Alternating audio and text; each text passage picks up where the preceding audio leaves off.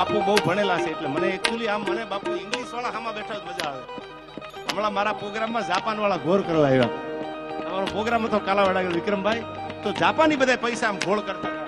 અરે તમારી ભલી થાય તમારી, કે અમારે જાપાનમાં ડાયરો કરાવો છે. એટલે એને ઇંગ્લિશમાં મને કીધું હતું. હું ઘણી વાર કહું છું, આજે કહી દઉં કે ઈશ્વરની કૃપા વિના જગતમાં સફળતા ન મળે. કોઈ એમ તમને કહેતા હોય કે એકચ્યુઅલી વહેલું જાગી જવું પડે ને વહેલું ઉઠી જવું પડે ને, તો તમને એવું નથી લાગતું કે આપણાથી વહેલા જાગવા વાળા ઘણા છે? તમે એટલું યાદ રાખજો કે તમારી આગળ ઓડી હોય, તમારી આગળ મર્સિડીઝ હોય, તમારી આગળ ફોર્ચ્યુનર હોય, તમારી આગળ હારી કોઈ ગાડી બંગલા હોય, તો એમ ન માનતા કે તમે વહેલા જાગ્યા આટલા થયું છે. એમ માની લીજો કે આ તો મારા બળદેવગીરી બાપુના આશીર્વાદ છે, વાળીનાથ મહાદેવની કૃપા છે. વેમમાં રહેતા નહીં. કારણ no matter how hard you try in life, કેટલાય આખી જિંદગી ઢહડા કરી કરીને મરી ગયા, હજી નથી મેળ આવ્યો. No matter how hard you try in life, you get success only if God showers his blessing. God એટલે ભગવાન, દ્વારકા વાળાના ઈશ્વરના આશીર્વાદ. blessing એટલે આશીર્વાદ. No matter how hard you try in life, you get success only if God showers his blessing. એના આશીર્વાદનો પંજો પડી જાય. જયરામગીરી બાપુ કે બળદેવગીરી બાપુ એમ કે જા બાપ, વાળીનાથ મહાદેવ ભેળો છે, પછી પલ્લો એક ઝોલો તો કરે લાખો સલામ. પછી ક્યાંય જવાની જરૂર નથી. એટલે વેમ કાઢી નાખજો વહેલા જાગવાનો હોય તો. ઘણા વહેલા જાગે છે. કૃપા વિના જગતમાં કાંઈ નથી યાર. કૃપા હોય તો જગતમાં કાંઈક છે. અને કૃપા માટે હું ઘણી વાર કહું છું, મહેનત લાયક બનવા કરવી પડે છે. ઉંમર લાયક તો પથારીમાં પડ્યા થઈ જાવ ત્યારે બધાને ગમે છે. મને આ ગીતથી લોકચાહના મળી છે, પ્રેમ મળ્યો છે યુવાનોનો ત્યારે. અને એ પાછો એકલંગજી મહારાજનો ઉપાસક હતો, રાણો પ્રતાપ. જેમ બળદેવગીરી બાપુ, જયરામગીરી બાપુ આ શિવના ઉપાસક છે, એમ રાણો પ્રતાપ હલ્દીના મેદાનમાં જેથી શમશેરું તાણી અને પણ હિન્દુસ્તાનના શહેનશાહની સામે ઉભો હતો, તેથી જો આમ કુર્નસ કરી લીધી હોત, આમ બાયદબ કરી લીધી હોત, તો તમને એવું નથી લાગતું કે રાણો શાંતિથી જીવી શકે? પણ સોમાનની વાતમાં કોઈ દી રાણાને સમાધાન ન હોય. હવે એકવાર મરવું છે, આ ક્યાં બે વાર મરવાનું છે. અને તેદી એકલંગજી મહાદેવ, આજ પણ તમે જાઓ મેવાડનો રાજા જેને કહેવામાં આવ્યો છે એકલંગજી મહાદેવ ભગવાન ભોળોનાથ. અને તેદી અકબરને કેવરાયું હતું કે એને કહી દેજો મોડું કરે નહીં, હું તો મારા એકલંગજી શિવ સિવાય મારું માથું કોઈને ટેકવતો નથી અને સલામ કોઈને કરતો નથી. ઈ રાણા પ્રતાપ માટે આ વાળીનાથ મહાદેવ બેઠો છે ને મેવાડમાં એકલંગજી મહાદેવ બેઠો છે. ત્યારે મને આ કડીમાં યાદ આવે,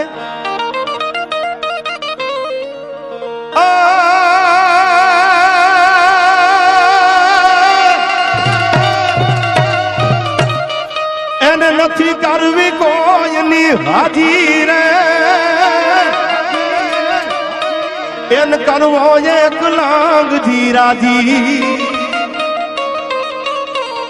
એન નથી કરવી કોઈની હાજી,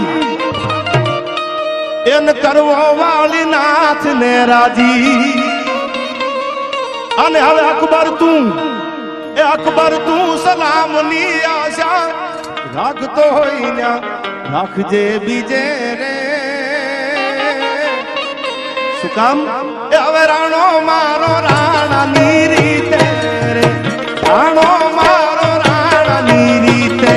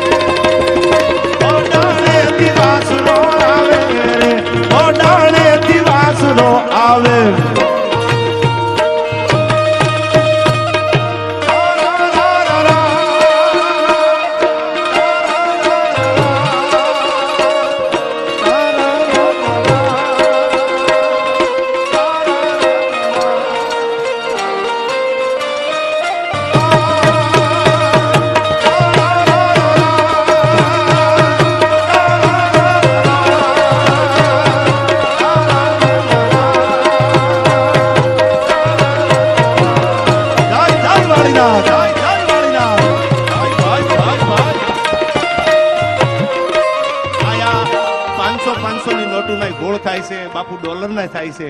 હું તો એમ કહું છું કે 2000 ની નોટું બંધ થઈ ગઈ. બાકી જો 2000 ની નોટું હોત ને તો આ વાળીનાથના સાનિધ્યમાં આખું સ્ટેજ ગુલાબી અને આખું ગુલાબી થઈ જાય. ઈ દયા છે આયા વાળીનાથ ભગવાનની, બળદેવગીરી બાપુના આશીર્વાદ છે. અમારે ધવલભાઈ મોટાણ અને રાજનભાઈ રાયકા સાહેબ એકવાર જોરદાર તાળીઓથી વધાવો. રબારી સમાજનું નહીં પણ બધાનું એને ગૌરવ વધાર્યું છે, એવા ગીતો આપ્યા છે આપણને. એને એકવાર જોરદાર તાળીઓથી વધાવો. આ વિક્રમભાઈ માલધારી સાહિત્ય જે કરે છે, તમારી સામે રજૂઆત કરે છે, ઈ અને વાઘજીભાઈ રબારીને પણ એકવાર મારા ગળાના હમસે જોરદાર તાળીઓથી આ વધાવી લેજો. અને હવે સાંભળી લો, બહુ જાજી વાતો કરવા બેસ ને બાપુ તો આ કડિયું સાલી એકચ્યુઅલી ખૂટશે નહીં. એટલે બળદેવગીરી બાપુનું જે ભજન છે એટલા માટે છેલ્લી કડીમાં શિવને યાદ કરી અને બધા કલાકારોને ન્યાય મળી જાય એટલા માટે આપણા પ્રાગણના દોરા ફૂટે ત્યાં સુધી એકચ્યુઅલી કરીને કઈ લાંબુ કરવું નથી. પણ કેવો છે મારો ભગવાન વાળીનાથ મહાદેવ, એના માટે આ છેલ્લી કડીમાં લાસ્ટ એન્ડ ફાઇનલ.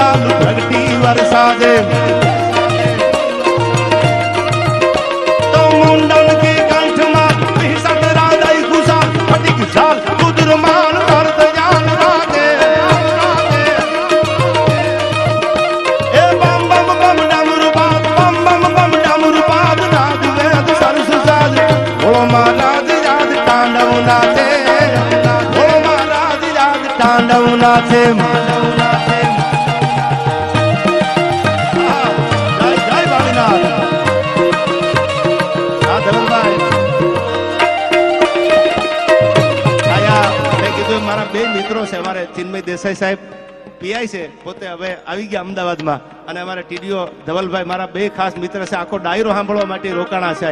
રવિભાઈ